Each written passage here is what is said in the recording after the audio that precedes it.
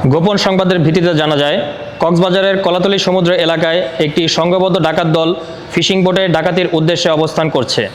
প্রাপ্ত তথ্যের ভিত্তিতে গত 9 জানুয়ারি 2026 তারিখ শুক্রবার রাত 11টায় সমুদ্রে টহলরত কোস্টগার্ড জাহাজ সবুজ বাংলা কর্তৃক উক্ত এলাকায় একটি বিশেষ অভিযান পরিচালনা করা হয়। অভিযান চলাকালীন দুটি সন্দেহজনক ফিশিং বোটকে থামার সংকেত দিলে সংকেত অমান্য করে আলো নিভিয়ে দিয়ে পালানোর চেষ্টা করে। এ সময় কোস্টগার্ড জাহাজ কর্তৃক বোট দুটিকে ধাওয়া করলে একটি বোট গতি বাড়িয়ে পালিয়ে যায় এবং অন্য একটি বোট হতে কোস্টগার্ড সদস্যদের দিকে গুলি ছুড়ে।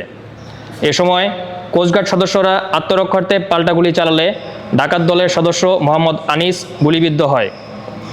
পরবর্তীতে কোস্টগার্ডের আভিযানিক দল ঘণ্টাব্যাপী বোটটিকে ধাওয়া করে আটক করতে সক্ষম হয়। আটককৃত বোটটিতে তল্লাশি চালিয়ে একটি দেশীয় আগ্নেয়াস্ত্র, 2 রাউন্ড তাজা কার্তুজ, 11টি দেশীয় অস্ত্রসহ 19 জন ডাকাত সদস্যকে আটক করা হয়।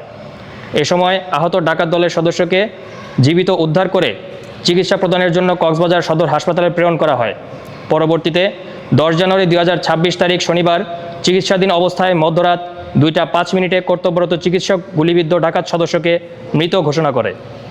জব্দকৃত সকল আলামতসহ আটককৃত ডাকাতদের পরবর্তী আইনানুগ ব্যবস্থা গ্রহণের জন্য কক্সবাজার মডেল থানায় হস্তান্তর করা হয়।